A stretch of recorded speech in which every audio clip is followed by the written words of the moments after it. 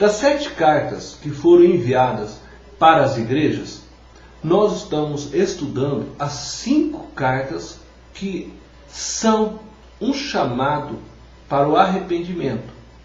Tiátira era a menor das 7 cidades às quais as cartas do Apocalipse foram escritas.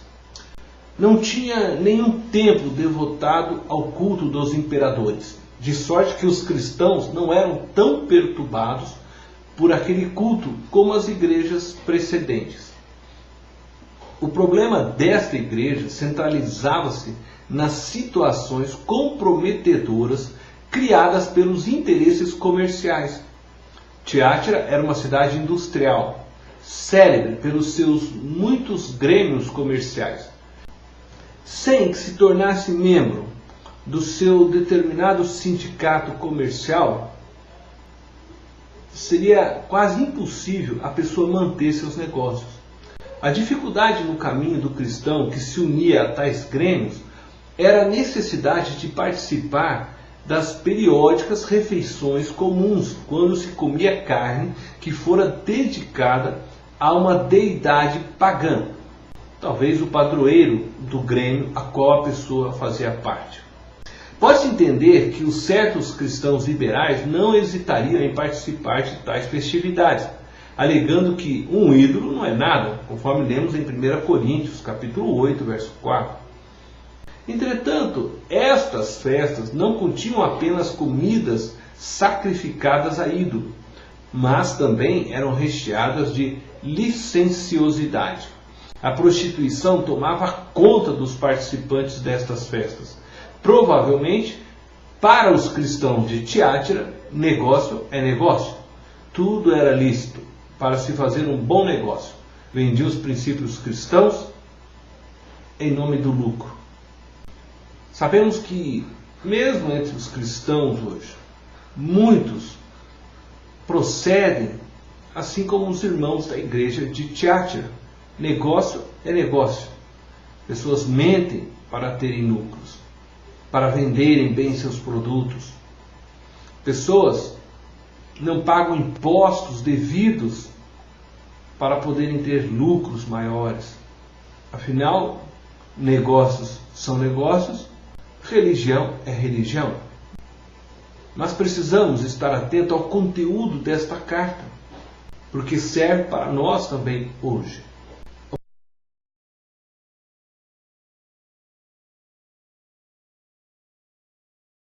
O primeiro destaque que eu gostaria de fazer está em Apocalipse, capítulo 2, verso 19. Conheço as tuas obras, o teu amor, a tua fé, o teu serviço, a tua perseverança e as tuas últimas obras, mais numerosas do que as primeiras.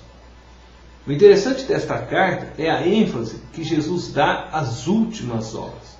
Se analisarmos os versos abaixo, poderemos entender que estas últimas obras estão associadas ao pecado da prostituição e a comerem coisas sacrificadas a ídolos, para que pudessem, desta forma, manterem-se dentro das gremiações e poderem continuar lucrando. Jesus nos conhece.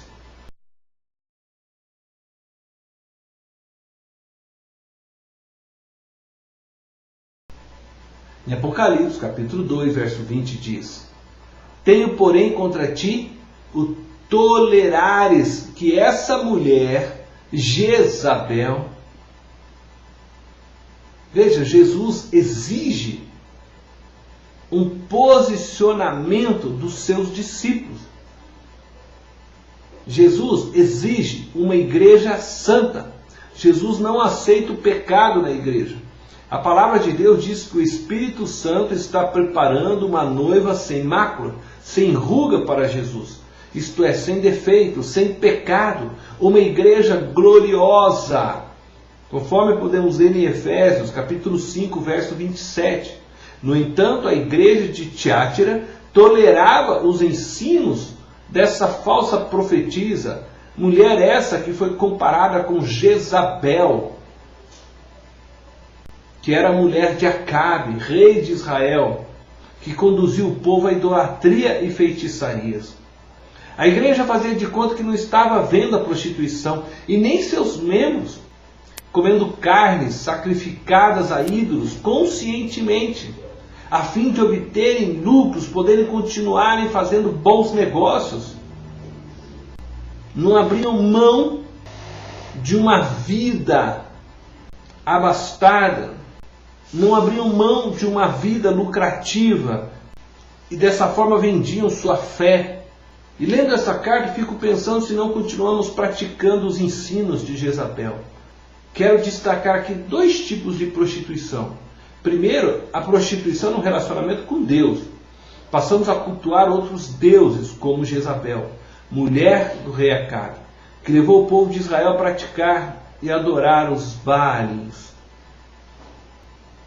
Quando não abrimos mão do lucro e vendemos nossa fé, a nossa ética, os nossos valores, os nossos princípios do reino de Deus, em prol deste lucro, é porque nós adoramos o dinheiro e não a Deus.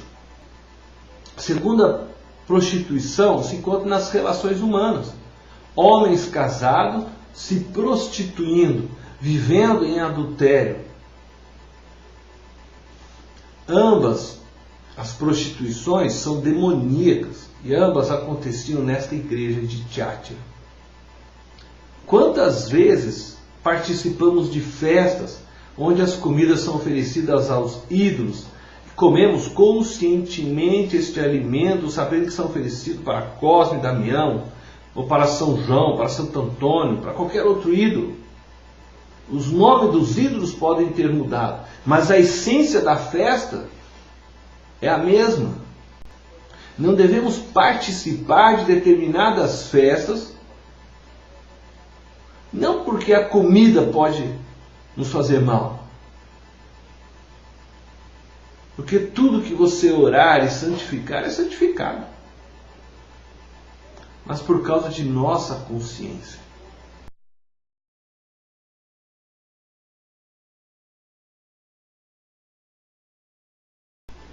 Apocalipse capítulo 2, 21 diz: dei-lhe tempo para que se arrependesse. Jesus é misericordioso.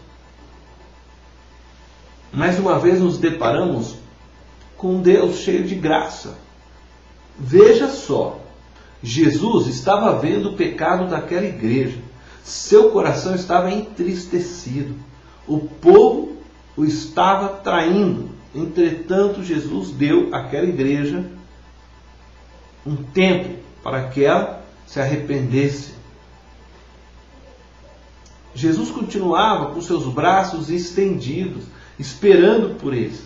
O triste dessa história é que ela não se arrependeu. E provavelmente alguns de seus admiradores também não tenham se arrependido. Jesus foi obrigado a puni-los, como podemos ler.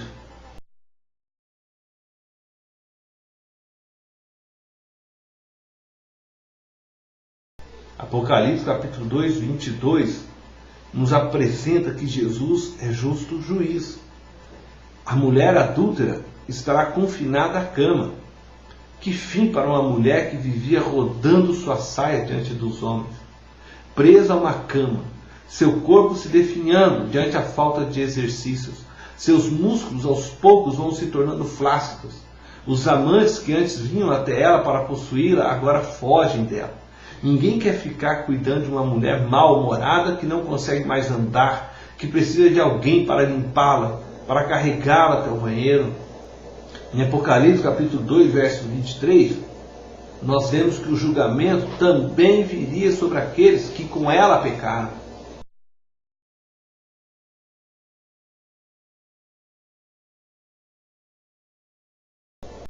Jesus não nos dá fardo pesado demais. Apocalipse 2, 24, nós vemos que para aqueles que não se deixaram ser levados pelos ensinos de Jezabel, Jesus tinha bênçãos para dar. Que maravilha! Ele não deu nenhum mandamento novo, apenas conservai o que tens. Continue firme como estão, fiéis como são, até que eu venha.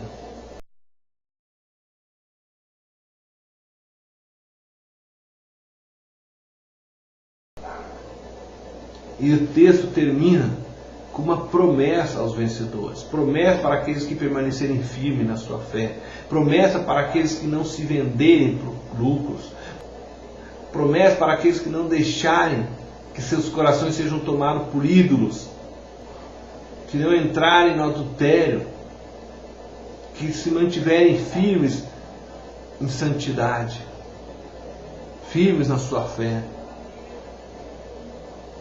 Promessa para você, para mim.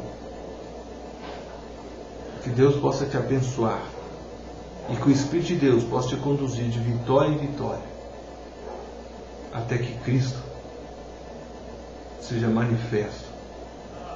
Deus te abençoe.